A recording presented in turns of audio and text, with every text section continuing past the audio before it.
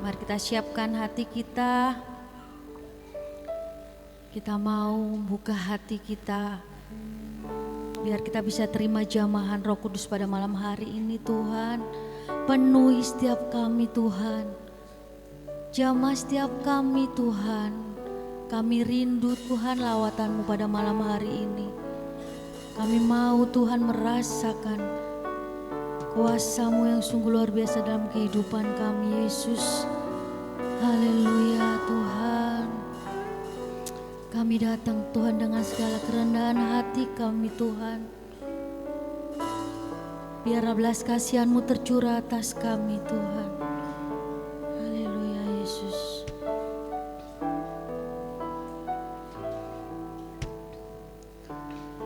Allah Roh Kudus, penuhi kami. Ku rindu Kau selalu dalam hidupku. Allah Roh Kudus, Allah Roh Kudus, ubah hatiku,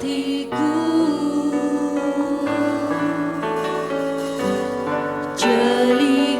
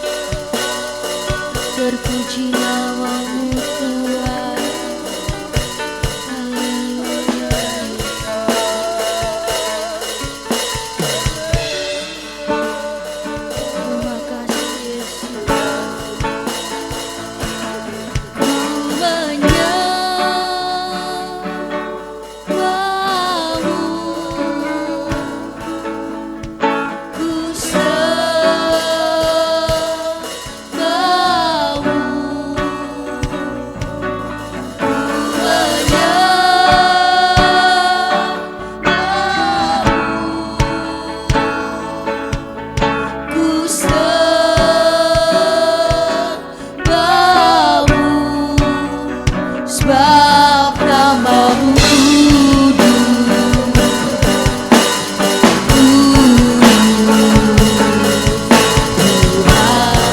kami menyembahmu Tuhan, ku menyembahmu, haleluya.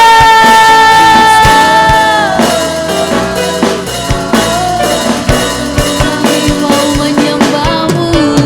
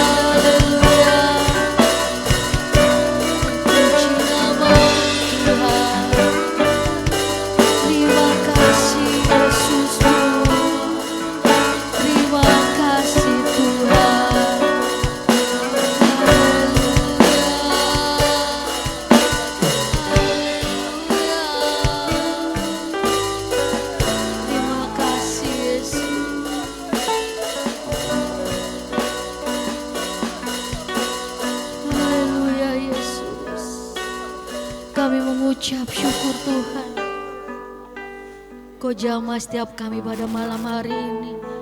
Terima kasih atas segala kebaikan-Mu Yesus. Terima kasih atas segala anugerah-Mu Yesus. Terima kasih atas segalanya di hidup kami Tuhan. Terima kasih Yesus. Kami datang Tuhan dengan segala kerendahan hati kami Yesus. Ampuni Tuhan setiap kami Yesus. Layakan kami Tuhan untuk senantiasa berada di hadirat-Mu. Tuhan Yesus, terima kasih Yesus. Terima kasih Tuhan. Sebentar kami akan mendengarkan kebenaran firman-Mu. Tuhan, kuduskanlah ruangan ini terlebih ruangan hati kami Yesus. Layakan kami untuk menerima kebenaran firman-Mu Tuhan. Biarlah setiap apa yang hamba-Mu sampaikan bisa membuat kami menjadi anak-anak yang sesuai apa yang Kau mau Tuhan. Bisa menjadi rema dalam kehidupan kami. Bisa kami lakukan dalam kehidupan kami. Biarlah firman-Mu tertanam, tumbuh subur di dalam hidup kami. Berbuah dan menghasilkan kasih-kasih yang datang dari-Mu Tuhan. Terima kasih Tuhan Yesus. Terima kasih kami siap mendengarkan kebenaran firman-Mu. Bila ada kuasa-kuasa roh kegelapan yang ingin mengganggu Tuhan, kami bersatu hati Tuhan. Kami tengking hanya di dalam nama Tuhan Yesus. Biar Kau yang berdaulat atas kami semua di tempat ini. Terpujilah nama-Mu. Hanya di dalam nama Tuhan Yesus Kristus kami sudah berdoa dan mengucap syukur. Haleluya. Amin.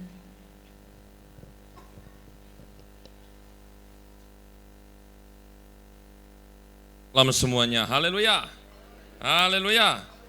Ya, saya mau katakan kita bersyukur kita masih ada, diberikan kesehatan, diberikan kekuatan, kita pakai ini untuk kemuliaan nama Tuhan. Nah, apakah ada yang ingin bersaksi, menyatakan kemurahan Tuhan? Saya kalau bisa mulai besok sampai Sabtu, siapkan kesaksian-kesaksian ya. Karena jangan hanya seperti teori aja, tetapi benar-benar Bapak Ibu rasakan. Ya nanti mungkin besok hari apa? Kamis, Jumat, Sabtu, Minggu, nah itu udah siap-siap. Ya kita mau membagikan apa yang kita dapat dari Roh Kudus. Apapun itu bukan milik kita sendiri, tetapi itu untuk dibagikan bersama-sama. Nah kita buka semuanya, kita lihat. Apakah tandanya orang dipenuhi Roh Kudus kemarin? Coba Kisah Rasul 2 ayat 2 ayat 4. Apa tandanya? Berkata-kata di dalam bahasa roh. Betul ya? Coba kita baca dulu.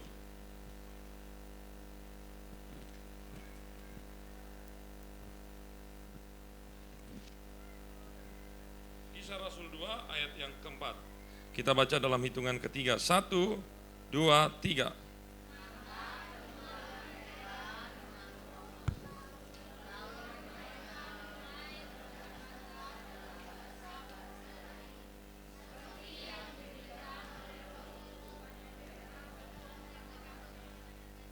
Nah lihat, ada berapa bahasa kalau kita lihat di ayat yang ke-8. Ayat yang ke-9, yang ke-8 dulu, coba baca, 1, 2, 3.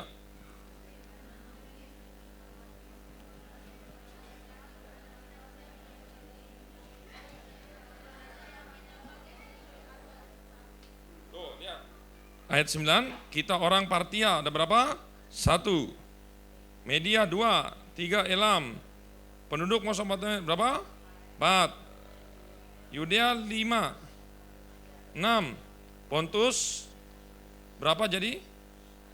8, Frigia 9, Pamfilia 10, Mesir 11, 12, Libya. Terus pendatang-pendatang dari Roma berapa? 13. Terus Yahudi, enggak usah ya. Kreta berapa? 14. Terus dan orang Ada berapa jadi total? 15. Jadi ada 15 bahasa-bahasa itu yang kedengaran. Nah, ada ajaran dari doktrin lain berkata begini. Bahasa Roh Kudus itu cuma satu kali terjadi di kamar loteng Yerusalem.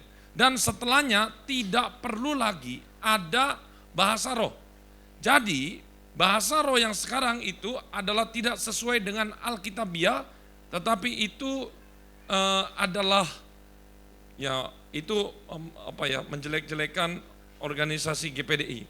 Nah itu yang saya sangat tidak setuju. Kenapa? Karena mereka tidak jujur di dalam membaca Kisah Rasul ini. Kalau memang itu terjadinya cuma satu kali di kamar loteng Yerusalem, kenapa? Coba kita buka semua. Kisah Rasul 11.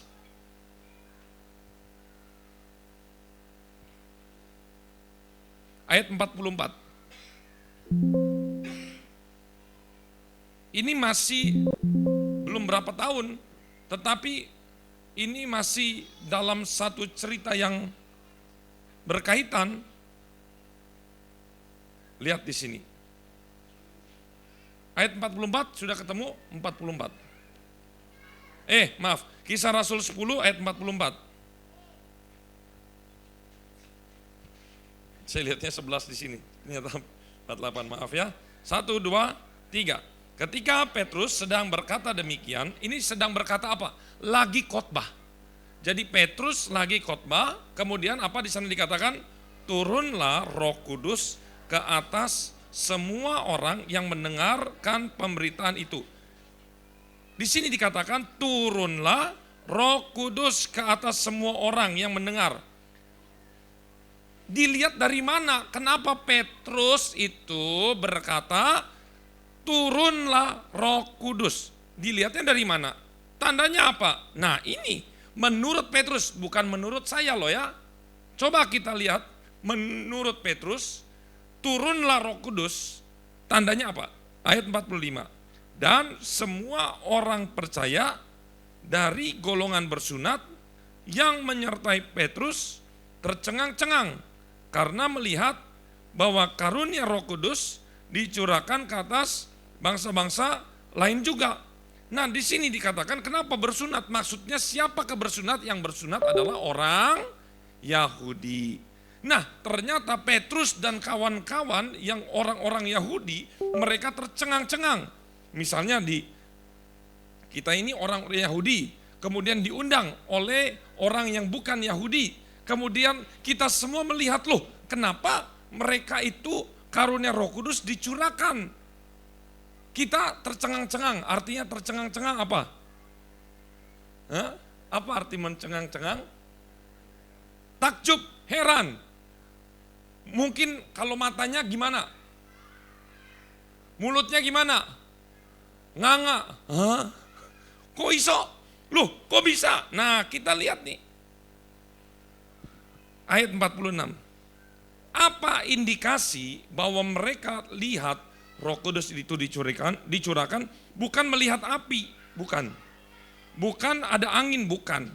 Tidak ada angin, tidak ada api. Ingat ya, tidak ada apa? Angin, tidak ada api. Kalau di Kisah Rasul, pertama yang turun, kedengaran apa? Bu apa? Bunyi angin. Kemudian turunlah seperti lidah-lidah api. Tapi kalau di sini, lihat, berbeda. Kenapa Petrus dan kawan-kawan berkata bahwa mereka penuh Roh Kudus? Ayat 46, kita baca 1, 2, 3. Sebab mereka mendengar orang-orang itu berkata-kata dalam bahasa roh dan memuliakan Allah. Tuh. Mereka mendengar orang-orang itu apa?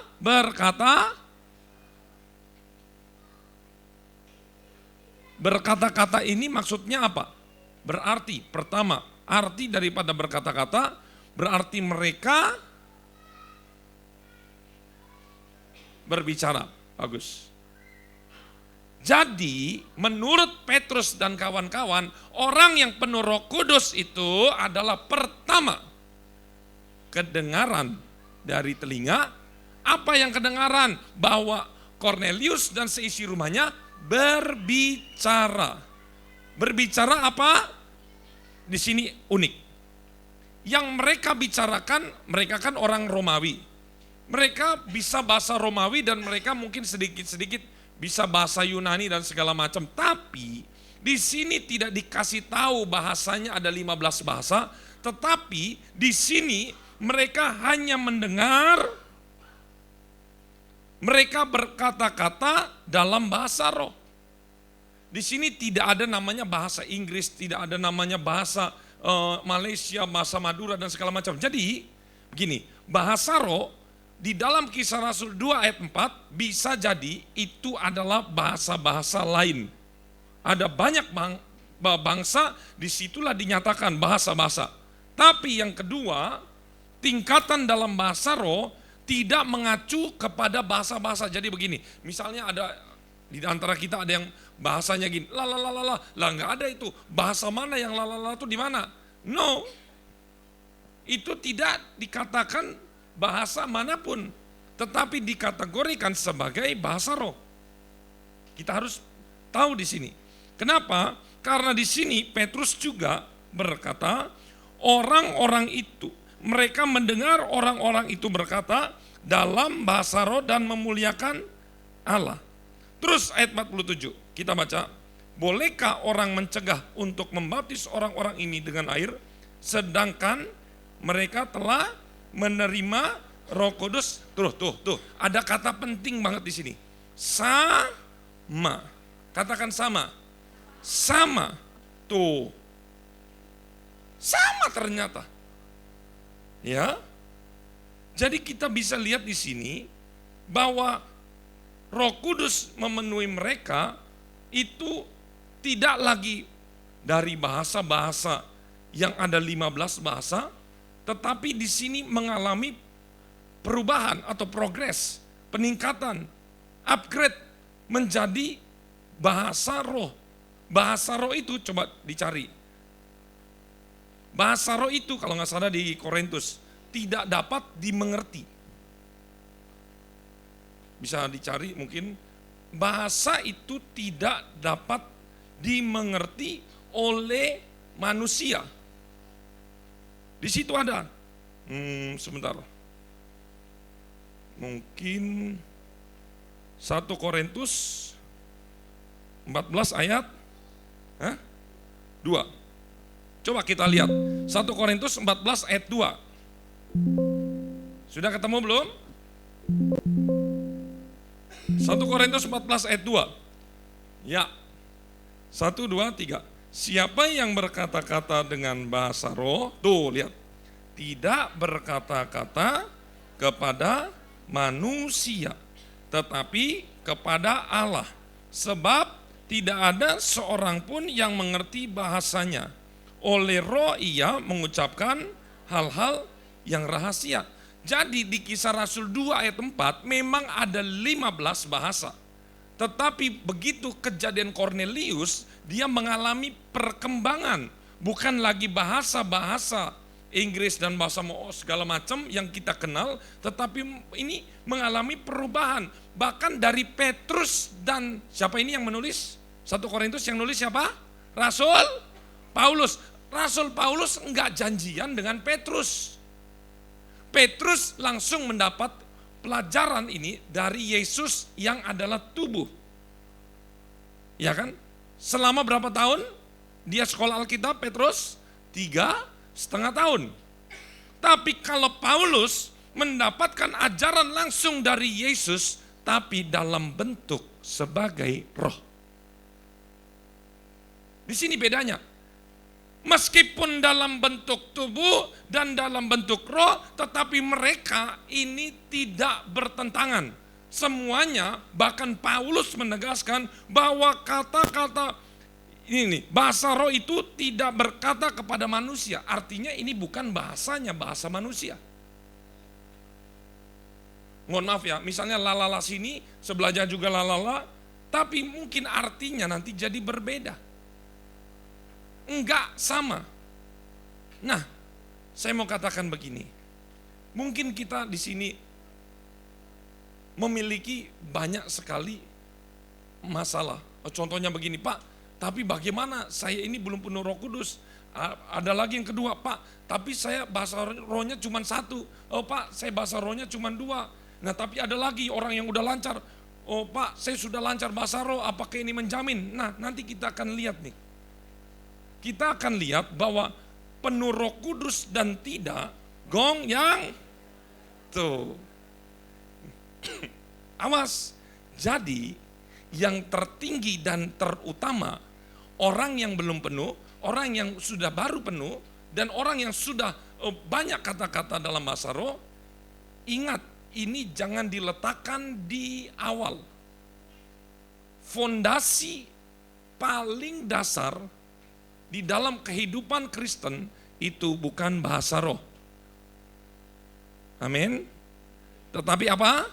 Kasih. Katakan kiri kananmu, kasih. Ini yang terutama. Jadi Bapak Ibu atau anak-anak, oh saya belum penuh Roh Kudus apa segala macam, aduh minder ah, saya nggak mau masuk gereja karena saya belum penuh Roh Kudus. Itu nggak terlalu yang menjadi utama meskipun itu penting. Karena Alkitab sudah wanti-wanti. Ada yang sudah penuh Roh Kudus, berkata-kata banyak, tetapi sama seperti siapa? Saul. Saul loh udah penuh Roh Kudus. Dia itu ada satu cerita, dia kepenuhan Roh Kudus itu sampai sore atau sampai petang, lama banget dia. Tapi dia tidak punya kasih. Menjadi gong seperti tidak ada gunanya. Awas. Jadi kalau mau sombong-sombongan, tinggi-tinggian, di dalam kekristenan, inilah yang harus kita mau banggakan. Bukan bahasa roh. Tetapi apa? Kasih. Kasih itu apa? Kasih itu sabar, murah. Coba nyanyi.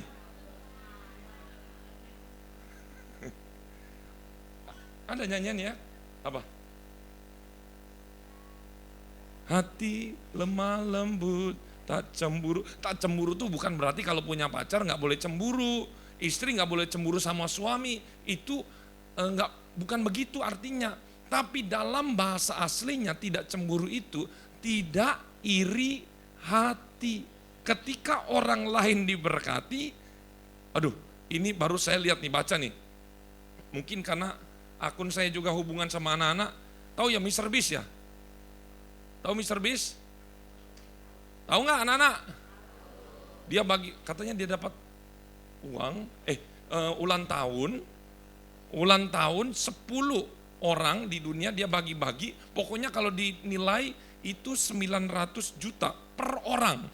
Nah puji Tuhannya Indonesia ada satu yang dapat, saya nggak tahu namanya siapa ya, bukan orang Jawa sini, orang di luar pulau, dapat satu, berarti dapat 900 juta. Harusnya senang, tapi enggak berapa lama akunnya hilang, kena ban, report rame-rame. Ngerti maksudnya di report? Dilaporkan, ditutup akunnya. Karena apa? Karena ketika orang ini dapat hadiah, justru ternyata kita baru tahu isi hati netizen Indonesia, ternyata lihat orang seneng malah susah. Itu dosa loh. Yang report orang ini untuk dapat hadiah. Ada nggak di sini yang ikut report lagi, anak-anak? Kenapa yang dia yang dapat? Saya juga follow, saya juga komen. Kenapa dia yang dapat? Awas. Biasanya iri-irian begini terjadi kepada keluarga, secara khusus anaknya yang lebih dari satu. Entah kakaknya iri sama adik, entah adiknya iri sama kakak. Betul apa? Betul. Awas. karena iri hati, Daud membunuh Saul. Amin. Loh, kok amin sih? Emang membunuh? Enggak ada hubungannya. Coba yang pertama kali itu manusia yang pertama iri hati, siapa yang membunuh siapa? Hah? Kain membunuh. Tadi yang amin ngantuk kayaknya. Enggak konsen. Awas, penuh dengan jebakan. Jangan amin-amin aja. Iya. Kain membunuh Habel karena apa? Iri hati. Saul ingin membunuh Daud karena apa? Iri hati. Pada saat malam hari ini, yang terpenting adalah kasih. Ayo kita sama-sama. Kita berdoa malam hari ini, kita berdoa dengan merendahkan diri, dengan melepaskan pengampunan. Coba katakan kiri kananmu, enggak usah masalah ini. Katakan kiri kananmu, lepaskan kasih, lepaskan pengampunan. Masih ada musuh?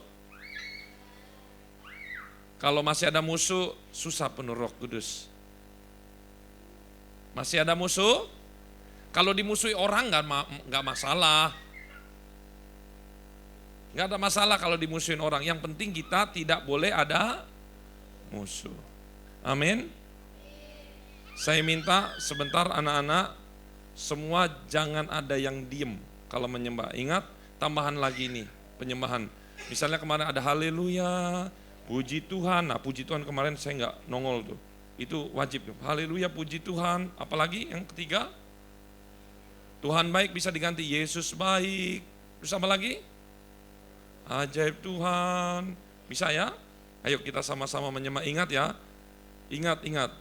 Roh Kudus itu atau secara khusus Tuhan Yesus itu paling senang dengan anak-anak. Kalau anak-anak itu sungguh-sungguh, saya mau katakan Tuhan paling jatuh hati sama anak-anak. Jangan sepelekan dirimu yang masih anak-anak. Amin. Karena Tuhan Yesus sayang anak-anak. Maka doa ketika kita senangkan Tuhan Yesus, di sorga dia senang banget. Percaya dah sama saya. Mari kita masuk di dalam doa.